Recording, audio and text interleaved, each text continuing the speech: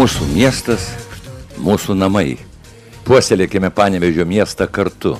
Balsuokime už Tėvynės sąjungą Lietuvos krikščionis demokratus. Sąrašo numeris 94. Socialinių paslaugų sritis viena iš opiausių ir jautriausių Lietuvos miestų sričių. Neišimtis ir Panevėžys. Sunkmečiu susidūrėme su problema socialinėme sektoriuje. Išaugus socialiai remtinų gyventojų skaičiui, susidarė didžiulės eilės socialiniai pašalpai gauti. Pagrindinis mūsų uždavinys – sumažinti tą biurokratinį ratą, kai žmonės valandų valandas laukia eilėse, norėdami gauti socialinę pašalpą, pristatydami tam reikalingus dokumentus. Todėl siekdami palengvinti registracijos procedūrą socialinėme skyriuje, įdiegėme registracijas elektroniniu būdu. Tikimės, kad šią paslaugą naudosis kuo daugiau žmonių ir ši elektroninė registracija padės taupyti tiek gyventojų, tiek ir darbuotojų brangų laiką. Vienas iš elektroninės registracijos privalumų – būdamas namie ar darbovietėje, žmogus bet kuriuo paros metu gali sužinoti specialisto darbo grafiką, matyti, kiek likę laisvų vietų vieną ar kitą dieną, rytai atsižvelgdamas pasirinkti savo tinkamą laiką bei užsiregistruoti. Galime pasidžiaugti, kad prieš 2 metus Panevėžyje atidaryti Švento Juozapo senelių ir neįgaliųjų globos namai.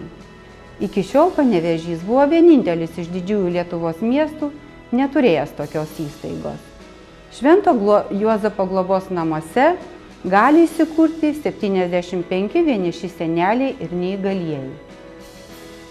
Sekančių metų biudžete numatėme lėšų šeimos namų atnaujinimui.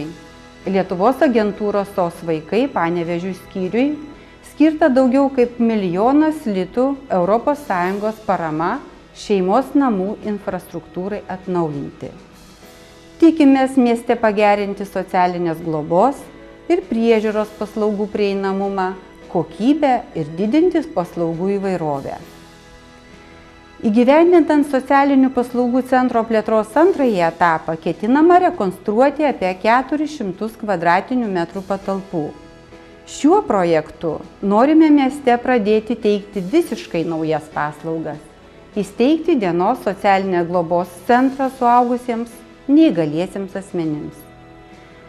Kadangi nuolat daugėja norinčiųjų gauti socialinės paslaugas ir asmenų, kuriems nustatytas socialinių paslaugų poreikis, šios paslaugos miestui itin aktualios.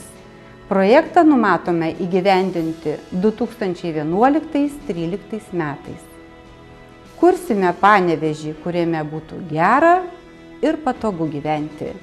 Ateikite į rinkimus vasario 27 dieną. Balsuokite už Tėvynės sąjungą, Lietuvos krikščionių demokratų partiją, numeris 94. Mūsų miestas, mūsų namai. Nuo seno Panevėžys garsėja kaip žaliausias ir tvarkingiausias miestas Lietuvoje. Dabar panevėžiečiai pagal galimybės stengiasi jį tokį išlaikyti. Atvykęs svečias mato ir vertina mūsų miesto gatvių, namų išvaizdą, kiemų švarumą, skverų, aikščių gražumą. Pagal tai ir sprendžiama, ar panevėžiečiams gera gyventi šiame mieste. Visa ši tvarka ir švara priklauso ne tik nuo miesto šeimininko, tai yra nuo miesto savivaldybės, bet ir nuo mūsų visų panevėžiečių. Daugiabučių namų gyventojai dar nesijaučia tikrais kiemų šeimininkais, kol nėra parengti detalieji planai. Jie bus padaryti sekančiais metais, o be jų gyventojai nežino savo kiemų ribų. Tai neskatina tvarkytis, nors yra pavyzdžių, kai bendrijos pačios imasi iniciatyvos. Dabar šiek tiek statistikos apie miesto gatves. Per pastaruosius 5 metus buvo išasfaltuota tik 15 gatvių. Šiais metais bus išasfaltuotos 34 gatvės. Šiemet centrinėje miesto dalyje, kur miestiečiai gyvena jau daugiau kaip 50 metų, neasfaltuotų gatvių nebeliks. Tikėkimės ir kitos miesto gatvės artimiausiais metais bus toliau asfaltuojamos. Blogesnė padėtis yra su miesto centrinėmis magistralinėmis gatvėmis, kur reikėtų iš naujo perkloti esamą dangą, prieš tai naujai perklojus pažeminės komunikacijas.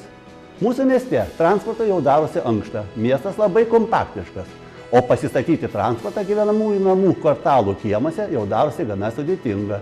Todėl Panevėžio miesto taryba patvirtino automobilių stovėjimo aikštelių išdėstymų daugiabučių namų kiemuose specialųjį planą, kuriuo numatyta miesto įrengti 63 naujas parkavimo aikšteles, 34 vietose išplatinti pravažiavimus šalia daugiabučių namų. Sulaukėme ir gyventojų pasiūlymų praplėsti Parko gatvę Klaipėdos kvartale ir rengti ten dar papildomai automobilių stovėjimo aikšteles. Šiais klausimais norėtųsi daugiau sulaukti pasiūlymų ir iš gyventojų. Panevėžyje ir jo priemiesčiuose neblogai išvystyta dviračių infrastruktūra. Šiemet numatoma nutiesti 3,5 km dviračių takų Kultūros ir poilsio parke, Vasario 16 ir Statybininkų gatvėse. Baigdamas trumpą apžvalgą miesto ūkį, noriu priminti, kad mūsų mieste vasaros pabaigoje vyks neeilinis sporto renginys – Europos krepšinio čempionatas. Jam ruošiasi ne tik sportininkai, bet ir mes, čempionato šeimininkai. Pagal tradiciją lietuviai moka priimti svečius, tad tikiuosi, ir mes visi panevėžiečiai deramai pasiruošėme priimti krepšininkus ir jų palydas. Tegul būna mūsų miestas, kaip mūsų namai, gražinkime jį visi kartu. Visus kviečiu vasario 27 dieną ateiti į rinkimus ir balsuoti už numerį 94. Mūsų miestas, mūsų namai. Mieli panevėžiečiai, dauguma mūsų gimėme, augome ir dabar gyvename mūsų mieste, Panevėžyje. Tikiu, kad visi siekime šiame mieste jaustis dvasiškai ir ekonomiškai saugus.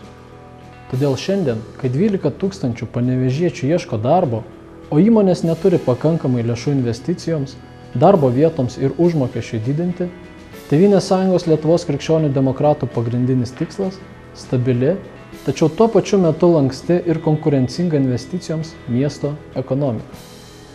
Tik auganti ekonomika įgalins aktyviau plėtoti socialinius, kultūrinius projektus, daugiau dėmesio skirti sportui, sveikatos priežiūrai, augti ir tobulėti.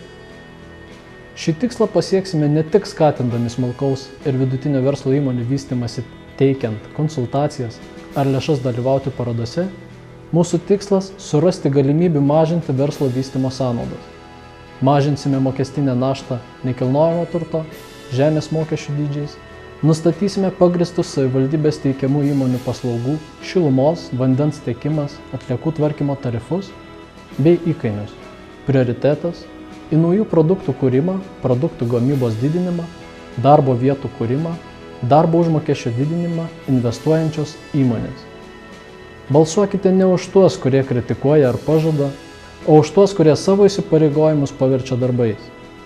Mūsų įgyvendinti projektai – įkurtas Panevėžio mokslo ir technologijų parkas, baigiamas statyti pramonės parkas Januonio gatvės gale, Panevėžio mechatronikos centre, atidarytas technologijų demonstravimo centras ir kita. Mes Tėvynės sąjunga Lietuvos krikščionys demokratai žinome, kaip dirbti, todėl balsuosime už mūsų miestą, mūsų namus.